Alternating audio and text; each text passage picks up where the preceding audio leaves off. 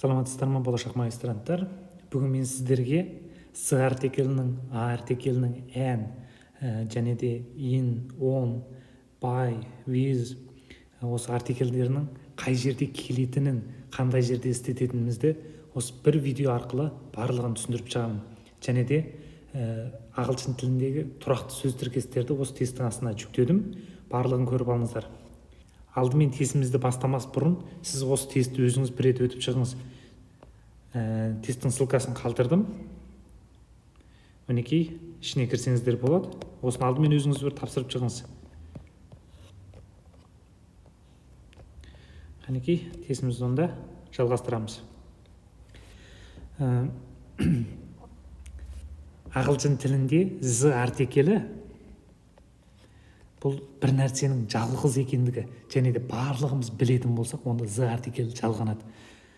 Мысалы, күнге. Бағыт, бағдарға да з артиклі жалғанады. Мысалы, north дейміз ба, сондай бағыт бағдар болатын болса, оның алдында да з артиклі келеді. Яғни бұл жерде ц ответіміз тура. София is capital of з артиклі және де мемлекеттің алдына келген кезде ол қолданылмайды. Ал бұл жерде капитал деп тұр ғой. Бір елдің, бір мемлекеттің капиталы, яғни астанасы ол жалғыз болады. Сол үшін оның алдында з артиклі жалғанады. Сол үшін бұл жерде ц ответіміз тура. She usually goes to work. Бір қандайда бір көлікпен жүрсеңіз, мысалы, car болатын болса, онда оның алдына by әрпі жалғанады. Ал егер де сіз жаяу жүрген болсаңыз, онда on жалғанады. Ал бұл жерде with әрпі ол бір нәрсемен бірге болу. Ал in әрпі болатын болса, бұл ондай болса, бұл жерде өзгеріп келеді. She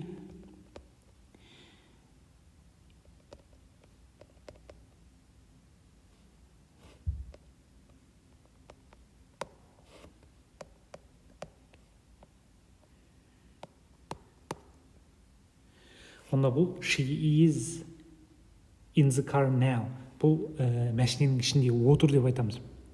Сол үшін бұл жерде by болады. Естеріңізде болсын, көліктің алдына келгенде by әрпі жалғанады.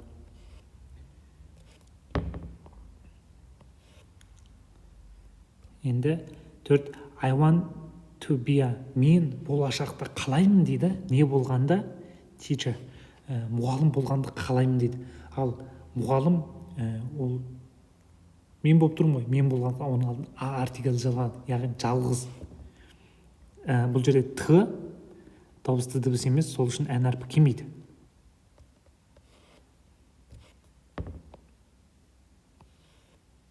Ал 5-ші тестке келер болсақ, мен өткенде түсіндірдім, in, at, онның қай жерде істетілетінін. Бүгін тағы да бір рет түсіндірем, жазып жаттап алыңыздар. In жалғанады жылға. In жалғанады айға. In жалғанады мезгілге, мысалы, spring болсын, қыс болсын, сондайларға жалғана береді.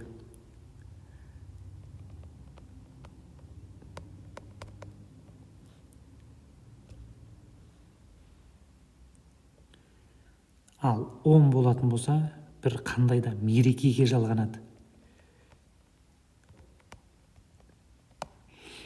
On жалғанады және де жалғанады күндерге, аптаның күндеріне. Мысалы, мінезде Tuesday деп тұр ғой. Tuesday болсын, Monday болсын, соларға жалғанады.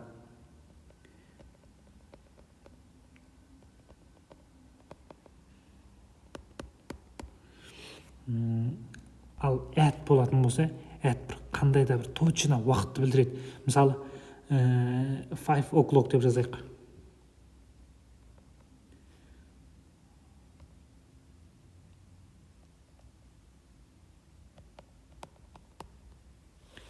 мына бетті скринға түсіріп алыңыздар, жазып жаттап алыңыздар.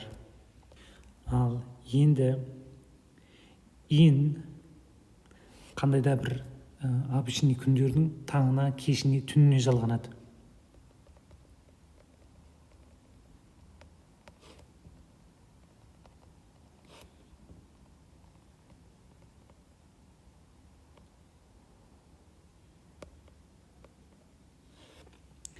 Ал 10 болатын болса, ол алдына бір точно уақытты қосады. Мысалы, Tuesday болмаса Monday, Friday, сол сияқты болса, онда оның алдына 10 келеді.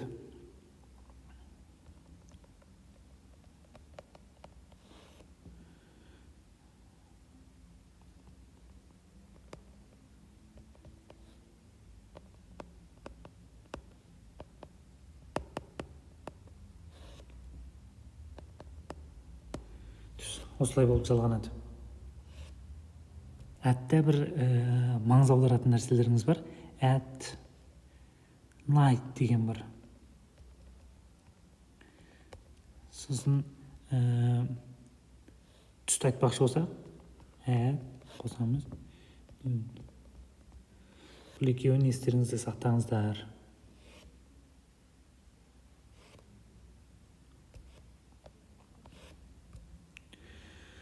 Ал және the артикль қай жерде келетін болды? Бір нәрсе жалғыз болса, және оны барлығымыз білетін болса, онда the артикль жалғанады. Яғни the sky болып айта аламыз.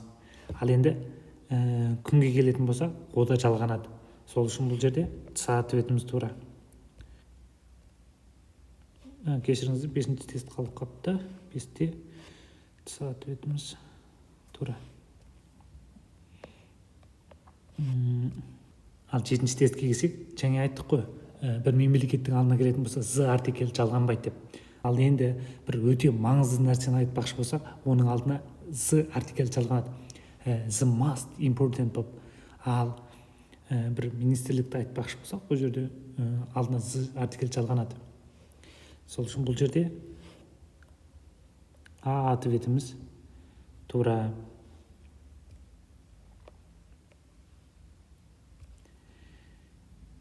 I'm afraid I can't come to the party.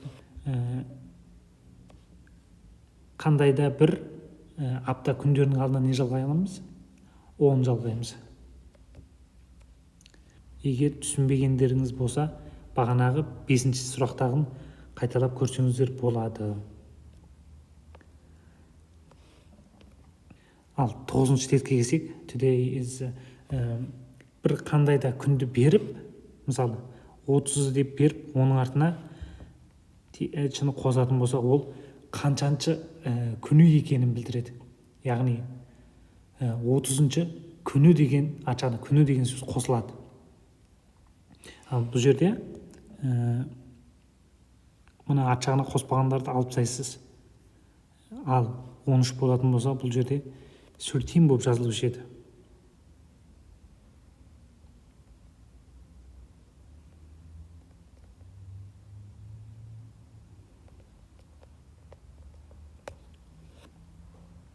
Сол үшін бұл ответіміз тура.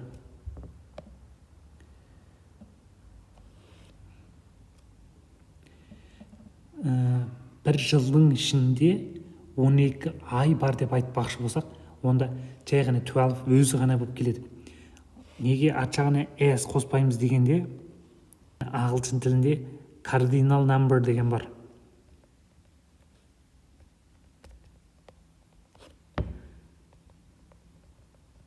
Яғни бір заттың қаншалық көп екендігі, қаншалық саны бар екендігін білдіреді.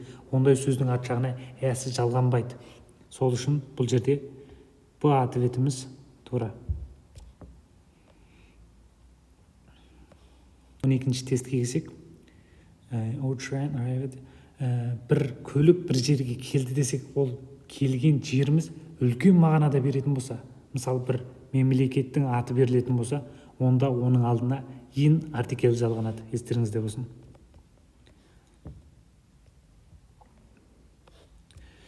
Он үшінші тест. Panama Canal joins. егер де з артикелі жалғанады өзендерге және жалғанады мысалы ocean. Егер біз қандай да бір өзенді айтпақшы болсақ, қандай да бір теңізді айтпақшы болсақ, болмаса бір құмдықты айтпақшы болсақ, онда оның алдына з артикелі жалғанады. Мысалы, мына жерге бір мысал жазып кетейін.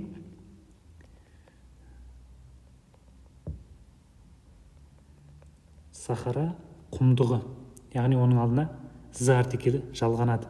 Және де өзенді айтпақшы болсақ, онда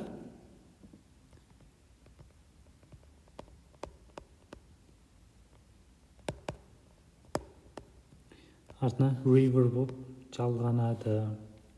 Естеріңізде болсын, фотоға түсіріп алсаңыздар болады. Сол үшін бұл жерде барлығының алдына з артикелі келеді. Бұл ответіміз тура.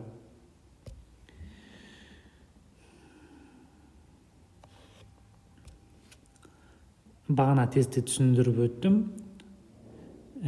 Мемлекеттің алдына келгенде з артикелі келмейді. Бұл жерде не дейді? Мен бардым Италияға өткен жылы. Енді мемлекеттің алдында артикел жоқ. Сол үшін бұл ответіміз тура. She is very good. 15-ші тестімізді бастамас бұрын мен тесттің ең соңына түсірейін. Сол жерде ағылшын тілінің қатып қалған сөздері болады. Бір мысалы good at, bad at дегендер болады. Бұл ешқашанда өзгермейді. Қанекей тесттің соңына апарайық. Бұл жерде ешқашанда өзгермейтін осындай қатып қалған сөздер болады. Бұндай сөздерді қарап жаттап алыңыздар. Но қытайшада тұр.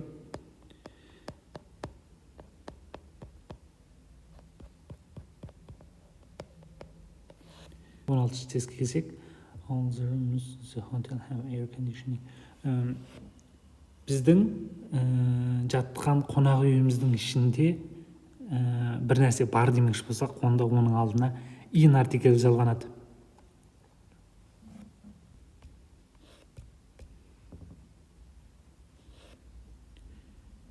Ал to болатын болса, ол біреуге бағыт беру сондайға жатады.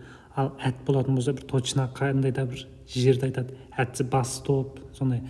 Ал on болатын болса, ол бір нәрсенің үстінде тұр. Мысалы, on the table бола ма?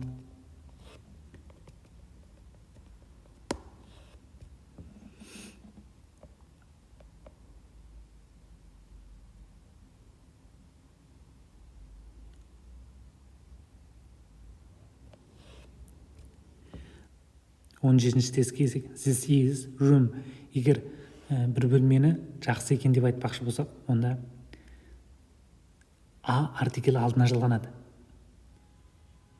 Себебі бұл жерде дауысты дыбыс емес қой. Сол үшін бұл ответіміз тура.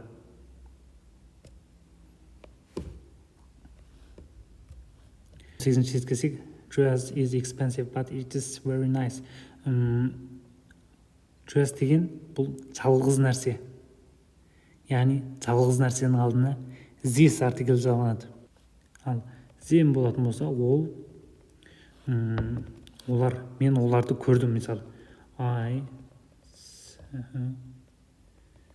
them болып келеді. Ал those болатын болса, ол заттың көптік түрінде жалғанған түрі. Ал this болатын болса, this-тің көптік түрінде жалғанған түрі. Естеріңізде болсын. Ал this бұл жақындырақ жердегі нәрсені айтады. Ал that болатын болса, ұзақ жердегін айтады. Алыс жердегі.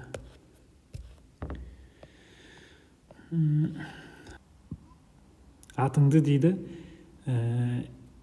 парақтың ең үстінен жаз дейді. Яғни онда at the top of the page болады. Сол үшін А ответіміз тура. 20. Mary is away at the moment. She will be back. Қандай да бір күннен кешікпей келем дейтін болса, онда оның алдына by артиклі жалғанады.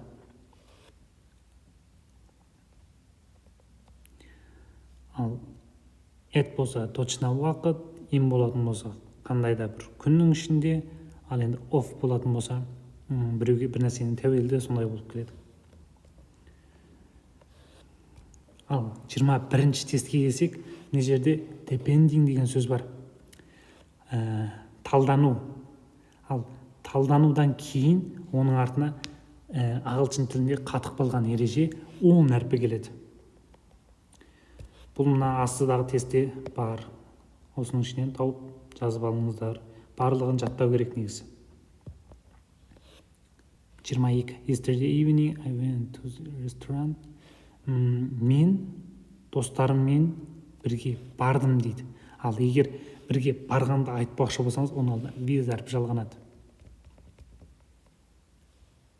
Сол үшін А ответіміз тура. 23. Қандай да бір точно уақыт берілетін болса, онда оның алдына at артиклі жалғанады. Және де просто afternoon болып тұр. Яғни қарапайым түрде айтылып тұр. Егер оның алдына in Saturday afternoon болатын болса, онда оның алдына on жалғанушы еді. Бірақ бұл жерде қарапайым түрде келіп тұр. Сол үшін in артиклін жалғаймыз. 24-ке келсек, I'm going out, I will be back an hour. Мен бір сағаттың ішінде келем деп айтатын болсақ, онда in артиклін жалғаймыз. In an hour. Сол үшін С ответіміз бұл жерде тура. 23 қайталанған сұрақ. Осымен бүгінгі тестіміз аяқтаған болды. Егер ұнатқан болсаңыздар, комментарий қалдырыңыздар, достарыңызға таратып қойыңыздар. Және де мына астыда берілген сөздерді бірақ сіздерге жаттау керек.